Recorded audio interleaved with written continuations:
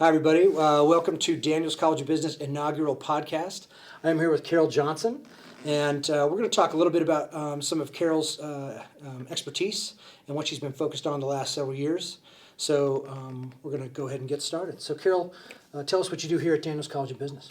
Well, Michael, I've been here for 25 years, and things have changed a lot in that period of time. But when I started, I am a tenured faculty, and I started on that path. But then I had the opportunity to be the chair of the marketing department. I did that, and then the dean asked me to take over the professional MBA for a couple of year or so, and then the opportunity came to launch the brand new online MBA.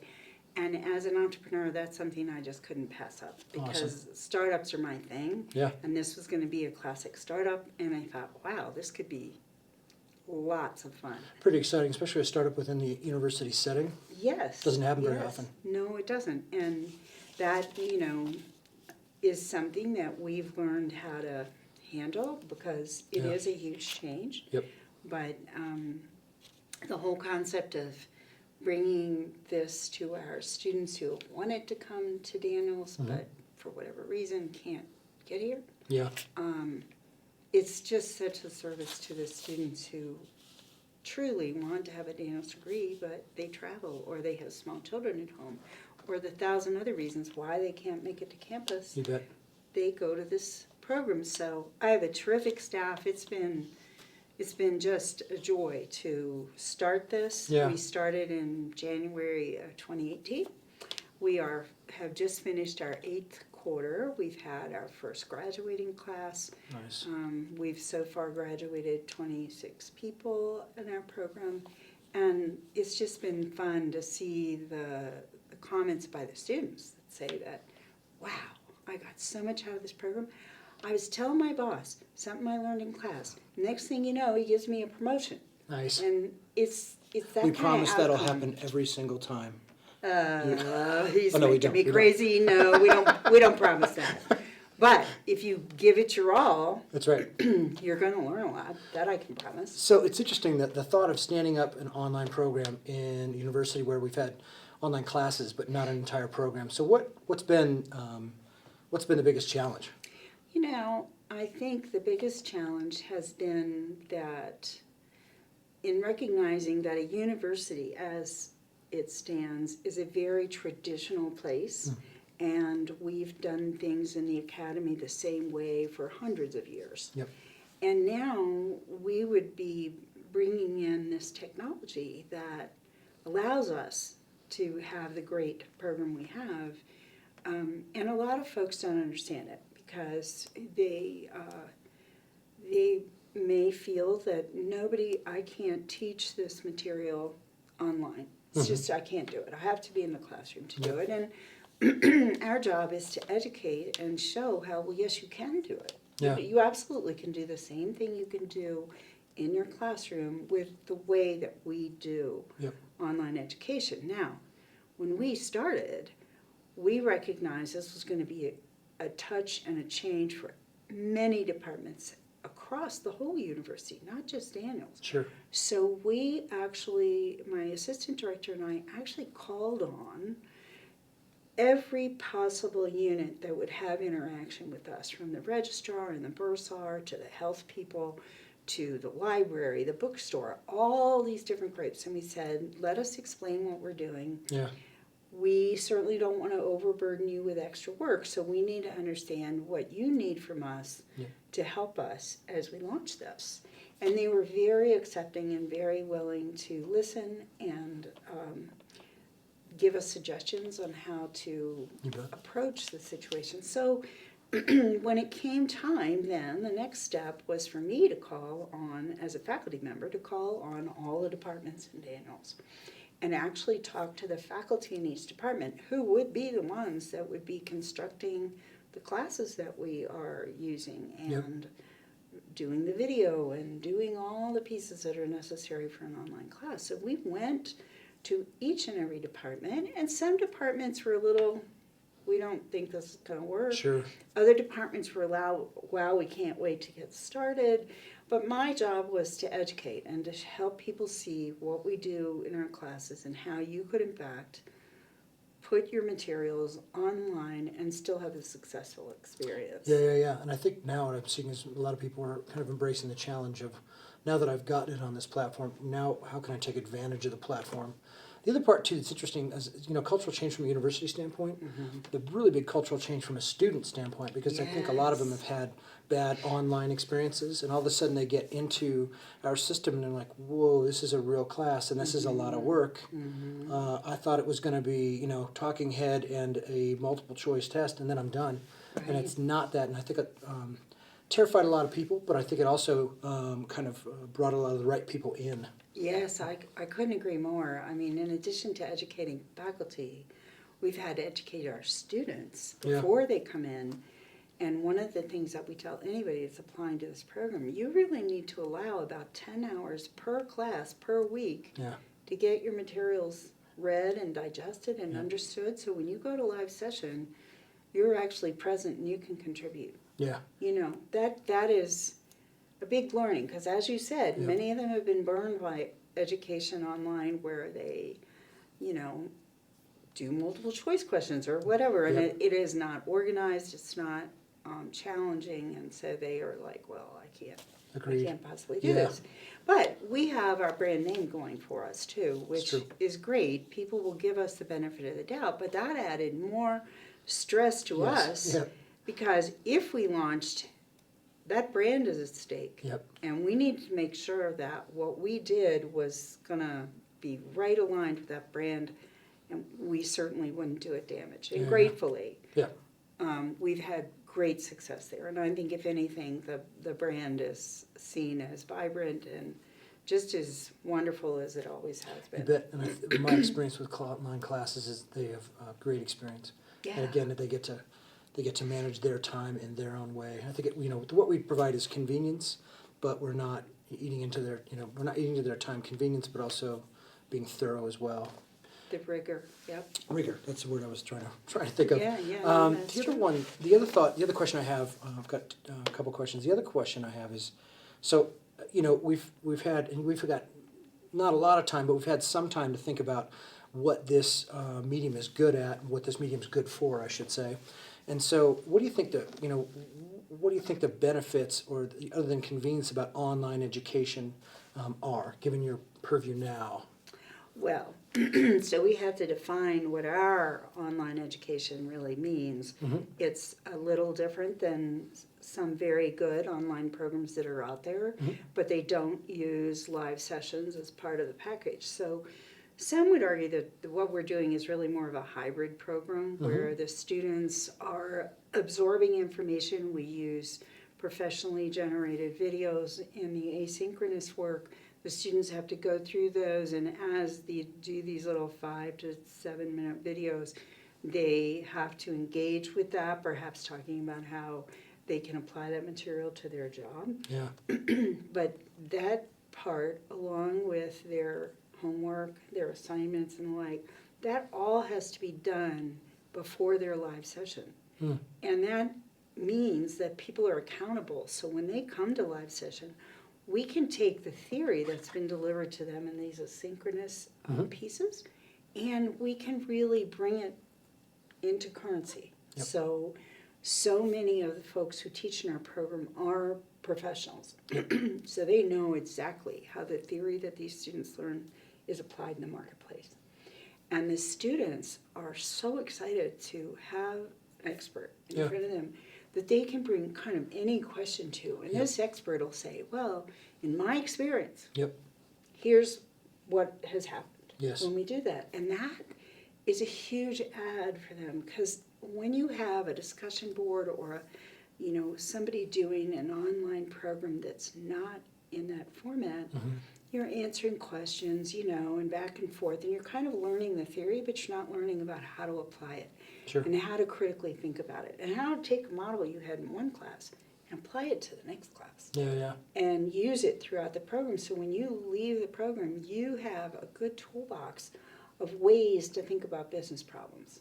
And really, at the manager level, at the MBA graduate level, That's what you're in school for. That, Yes. the network. Yep. Now, The one of the network. people will say, sometimes people will say, oh, yeah, but you don't get a network from online. Because, Ooh. you know, you Yep. don't see I have the people. I have something to say about that, but go ahead. You know, Yeah. and because that live synchronous session is done on the screen, so Yep. all students are on screen with their professor, they do form a community. Mm-hmm. And it is a tight community. They communicate with each other outside of class, whether they're in the same class with people or not. Yep. But it is absolutely a community, and even if we have events here on campus that many of our students can't necessarily get to, Yep. they will nonetheless make an effort, if it's at all possible, to come and visit with us. Sure. And talk to their peers and really see them in person. You bet. So it's really, a community is absolutely part of what we do. I agree. It's funny that the sense of cohort, which is one of the defining characteristics of face to face. I was surprised when we had an immersion, and so our immersion and everybody in the room, you know, had been looking at each other on TV or a screen for like months, and all of a sudden had an opportunity to kind of make eye contact and look at them face to face, and it was probably the most charged room Right? I've ever. I was like, wow, and it was because it was much more of a special thing to be in the room with them. Yes. And so, yeah, the cohort, at least from my experience, in you know, the two or three different types of classes I've taught, it's been amazing. They're Yeah. very connected, very engaged with each other as far as work and what's going on with them, Yeah. et cetera. So, and I think it's because, you know, a lot of times those classes are during their personal time. That's right. Right, so it's at night and those kinds of things. So they're out of business mode, but they're into learning mode. But they're also with their peers. Yeah. So it's a pretty amazing experience. I was shocked, and it was good to see. Yeah, I mean, the immersion that you talk about, maybe we should clarify that as well. Sure. Because this program requires students to come together at least twice during the period that they're in class. Yep. And either come to an immersion on campus, which you led one that was extremely popular. I think we had close to 70 students in Yeah, the it room was a then. big room. And they got to talk to each other right on campus and see the campus, which there's a benefit to because they can go, wow, this is a real place. And Yep. And I'm here's part of where it. I go to school and Yep. I'm part of it, right? It's amazing. But we also do them like right as we speak. We have a group that is in South Africa, and they had an immersion down there, and then they're doing an extension class that's worth 4 hours about business in South Africa. We've taken them to Italy. We have domestic immersions, so they can go to locales within the U.S. and have an experience that's unique to that particular location. Yeah. So all of these experiences, we had one of our initial students went to every immersion we offered, every single one. Is that Jordan? And so we, That's awesome. you know, he just loved them, and he went everywhere with us. And honestly, he got access to the floor of the Wall Street of the stock exchange, Yep. and he got to have some very unique experience with the different That's awesome. ones that we did. Yeah. So those immersions are pretty priceless, but those things don't always happen in an online program. So having laid the groundwork there, Yeah. this is what you get with us. Yeah. In my view, in our program here at Daniels, we give students personal attention. I have a whole staff that is working on the student success and supporting them in any way they need. We have individual attention. So we like to say when you're on that screen, there isn't a back row because you are there and your name is attached to your picture. Yep. And there's no place to hide. Yeah. So the profs who engage in facilitation rather than lecturing draw people in so that everyone on screen has an opportunity to contribute to the class. Yeah. And you and I both know, having taught master's classes, it is pretty easy to hide in the back row and you know, it's the people who continue to raise their hand that you call on. Yep. And here it really does involve everyone, and I think everyone has something to add, and I think it's a great place. Yeah, it's funny. Listening to you talk, I think that it is more hybrid than pure online because we're taking you to amazing events and having amazing experiences, but at the same time, you're also grounded in kind of foundational information throughout the quarter. So it's really, really, it's amazing. I know the student group that I took to South by Southwest was, they were having a lot of fun, and they only saw me once or twice, but to go and listen to all those people speak was pretty amazing. Yeah. It's pretty amazing. It's something that they are careful with choosing the time that they're in structured situations. But we give them the option to do most of this coursework on their own time when it suits them. Yep. And they all have different needs, so that really works for this group. You bet. You know, it's If you really have great. Yeah, if you have a demanding job and kids, it's like, well, there's no way I'm coming in face to face. Yeah. Right, but I will make time for specific events. That's what I've seen, which is really, really nice. Yeah. I So agree. kind of given what we've been through, you and I have been through the last 2 years, Yes. helping kind of create this, what do you think, and I know this is the loaded question, but what do you think the future of education looks like? Let's say in 5 years or in 2 years, whatever time frame you want, but what do you think it looks like? Well, you know, I think as the generations come through that don't remember what it was like to not have an internet, Yep. I think that they are accustomed to finding what they need when they need it very quickly. And that's not necessarily going to change when they go to find their education. Yep. So something that we've always talked about in even the residential classroom is lifelong learning. Okay. That people, our job is to really inspire them to want to learn throughout their life. But we haven't really had the mechanism to do it, because once you're out in the workplace, okay, life kind of takes on its own thing. How do you get them back to campus to help to do something? You know, it's really a little clunky, if you were. You bet. So by having the technology that we now have, it seems to me that one of the things we're going to notice about education in the future becomes much more on demand. So I'm not saying that residential undergraduate education is going away by a long shot. That has its own place. Yep. But I think in some graduate areas, Yep. it makes lots of sense to learn what you need to know when you need to know it. Yep. For some people, that might be a whole degree. They may go, well, I've hit the top of my promotional possibilities. I really need to do this to unlock more opportunities at my own or a different firm. But also, especially in our field of marketing, things change. They change quickly. Yes, they do. And really in a great degree. So to me, having some options out there for students who, if perhaps they're alums of our program or even people who aren't, to come and get additional education in the exact thing that they need. And when I say come, I don't necessarily mean to campus. Sure. Because I think if we can have a robust online presence, these students can know that throughout their lives they can come back, and Daniels will be the go-to place for great education, no matter if you're 5 years out from your degree or much longer. You bet. We do that with our career services. We give people the option to work with career services throughout their life. That doesn't stop just because they graduate. Very true. And I think much the same way, we need, as educators, to make sure that the things that we're developing are accessible to the workplace, so that they can come in and they can take just exactly what they need, so that they can solve problems that aren't here yet.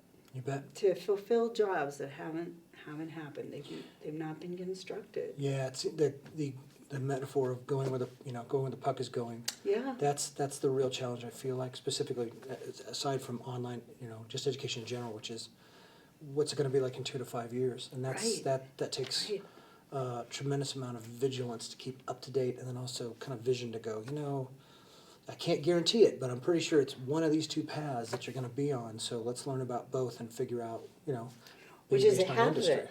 The other half, I would argue, is, and one of the things that we do for each and every one of our students who's so inclined, is teach them how to think critically about the information that's coming to them, Yep. making sure their information literacy is top-notch, Yep. but also helping them think in terms of all these models that they've learned. Well, how do they connect? How could I apply it over here and over there, otherwise known as critical thinking? Yeah. So that when they get in a workplace that's got a whole new problem to solve or a whole new job that they're thinking about, they can go, oh, well, I think this resembles that. I think I can put that together and I can solve that problem with the skill set I have. Yep.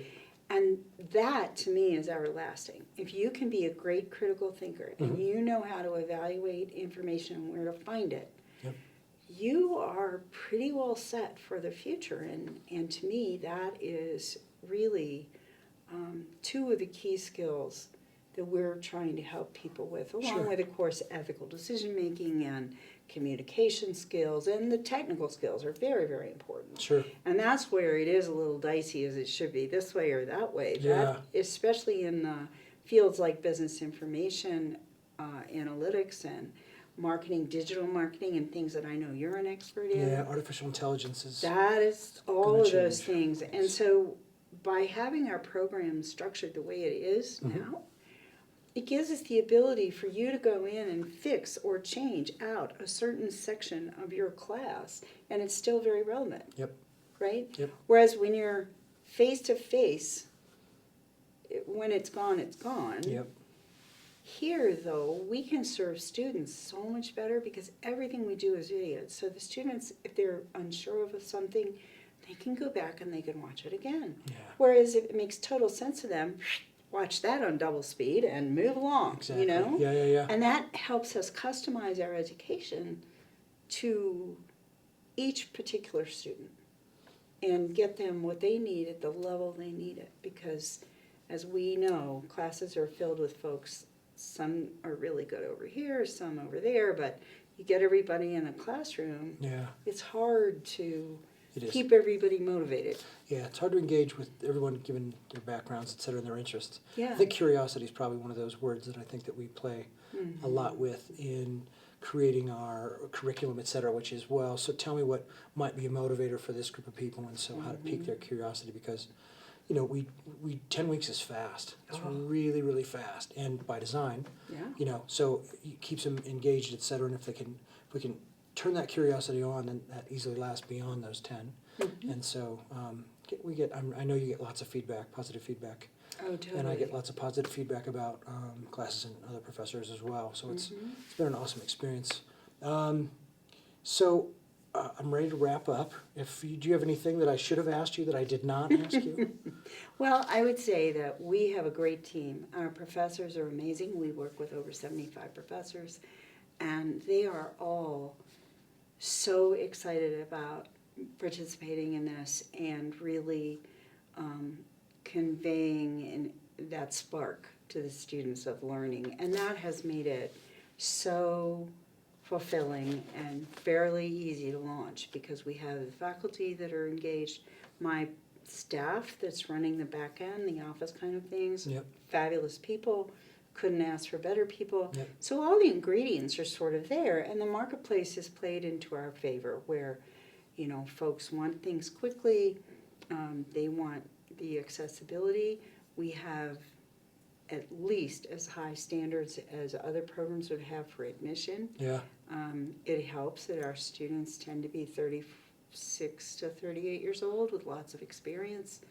And then when we inspire them to do their work ahead of time, it's a great class experience. So I've been very grateful to have been given this opportunity by the dean and have been really excited by it. And certainly, as you know, students can connect with us and learn more about the program if they're interested. But I could talk about this all day long. As you know, I'm a real talker. So being a professor and everything. But you've been focused on you and I have known each other for 7 years, and you've been very head down for the last 2 years focused on this. And I did so much research on it before this. That's and right. I have experience with other groups who do online learning and teach other teachers how to do this. So yeah, it's been a big part of my life for probably the whole 7 years that we've known each other. It's a huge lift. And it's just exciting to see